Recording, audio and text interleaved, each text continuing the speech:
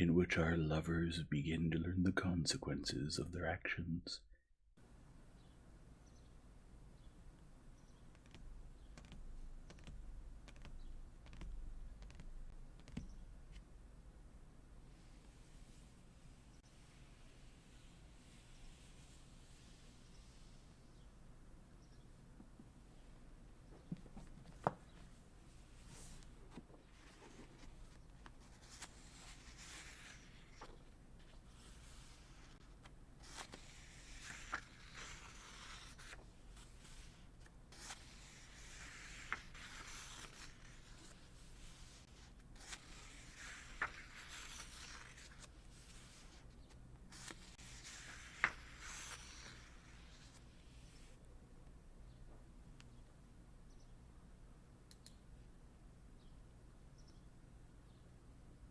Chapter 10. Kitty writes to me that she wishes for nothing so much as solitude and quiet, Dahlia said after the ensuing pause. And has her health improved? Levine asked anxiously.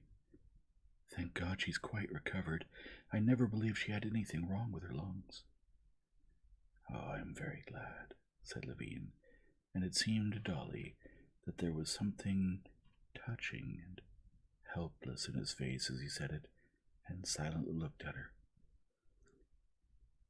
Listen, Konstantin Dmitrich, said Darya Alexandrovna, smiling her kind and slightly mocking smile. Why are you angry with Kitty? I'm not angry, said Levine. No, you are angry. Why didn't you come either to see us or to see them when you were in Moscow?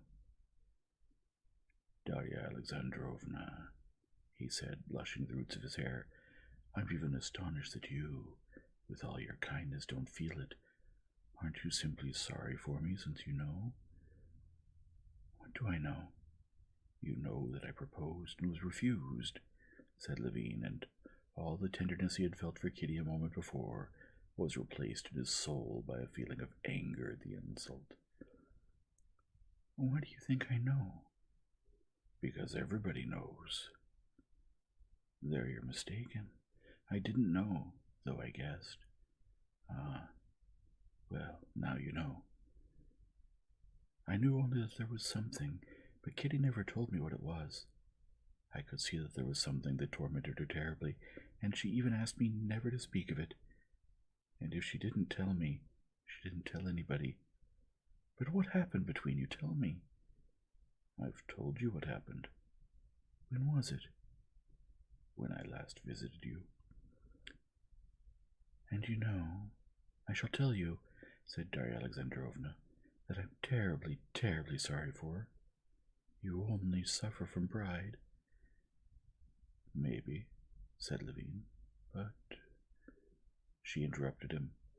But for her, poor thing, I'm terribly, terribly sorry. Now I understand everything. Well, Darya Alexandrovna, you'll excuse me, he said, getting up. Goodbye. Goodbye, Darya Alexandrovna. No, wait, she said, holding him by the sleeve. Wait. Sit down.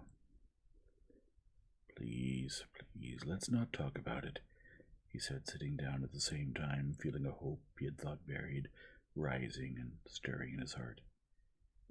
If I didn't love you, said Darya Alexandrovna, and tears welled up in her eyes, if I didn't know you as I do... The feeling that had seemed dead revived more and more, rising and taking possession of Levine's heart.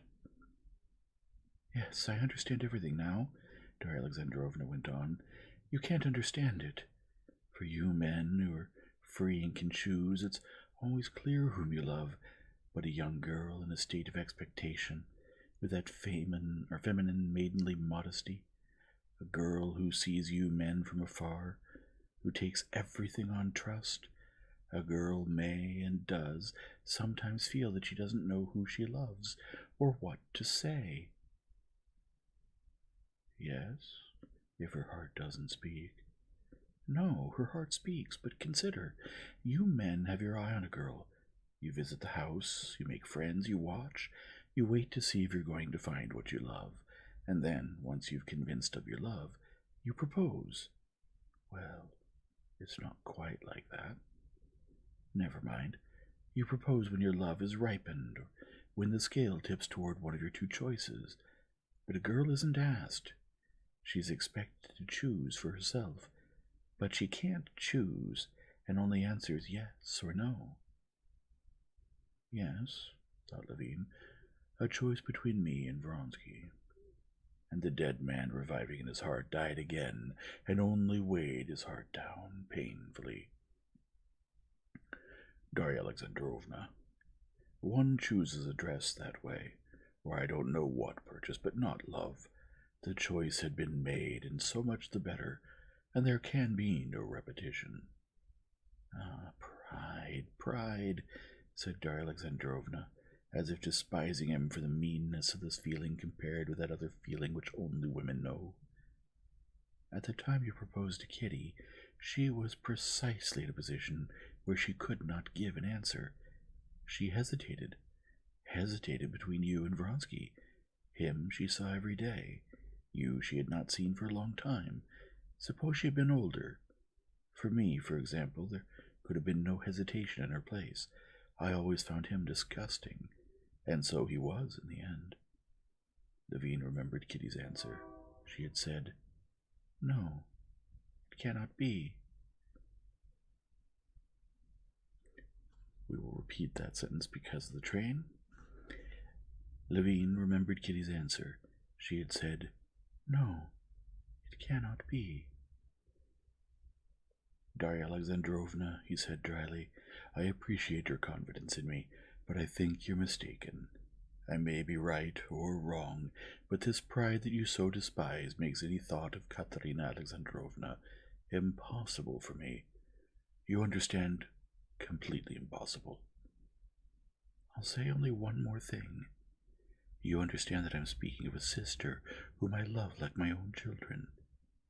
I'm not saying that she loves you, but I only want to say that her refusal at that moment proves nothing." "I don't know," said Levine, jumping up.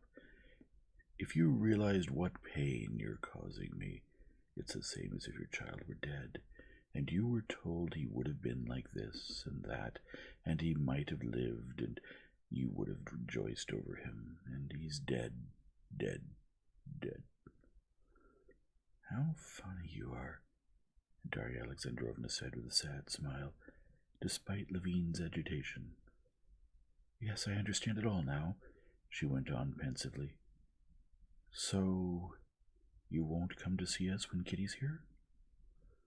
"No, I won't.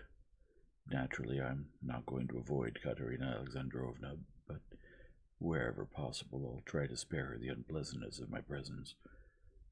"You're very, very funny," Darya Alexandrovna repeated, studying his face tenderly. "Well, all right. It will be as if we never spoke of it. What is it, Tanya?" she said in French to the girl who had just come in. "Where's my shovel, Mamma?" "I am speaking French, and you should do the same." The girl wanted to do the same, but forgot what a shovel is called in French. Her mother told her, and then proceeded to tell her in French where to find the shovel, and Levine found this disagreeable.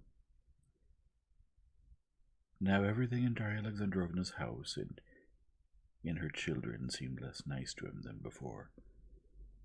"And why does she speak French with the children?" he thought. "How unnatural and false it is, and the children can feel it. Teaching French and unteaching sincerity," he thought to himself, not knowing that Darya Alexandrovna had already thought it all over 20 times, and, to the detriment of sincerity, had found it necessary to teach her children in this way. "But where are you going? Stay a little." Levine stayed till tea, but all his merriment had vanished, and he felt awkward. After tea he went to the front hall to order the horses to be readied, and on returning found Darya Alexandrovna looking agitated and upset, with tears in her eyes. While Levine was out of the room, an event had occurred which had suddenly destroyed for her For Darya Alexandrovna, all that day's happiness and pride in her children, Grisha and Tanya, had fought over a ball. Darya Alexandrovna, hearing shouts in the nursery, had run there and found a terrible sight. Tanya was holding Grisha by the hair, while he, his face disfigured by anger, was hitting her with his fists wherever he could reach. Something snapped in Darya Alexandrovna's heart when she saw this. It was as if darkness came over her life. She understood that her children, of whom she was so proud, were not only most ordinary, but even bad, poorly brought up children, wicked children with coarse, beastly inclinations. She could neither speak nor think of anything else, and could not help telling Levine of her unhappiness. Levine saw that she was unhappy, and tried to comfort her, saying that this did not prove anything bad, that all children fought. But, as he said it, Levine thought in his heart, "No, I will not be affected and speak French with my children. But my children will not be like that. One need only not harm, not disfigure children, and they will be lovely. Yes, my children will not be like that." He said goodbye and left, and she did not try to keep him.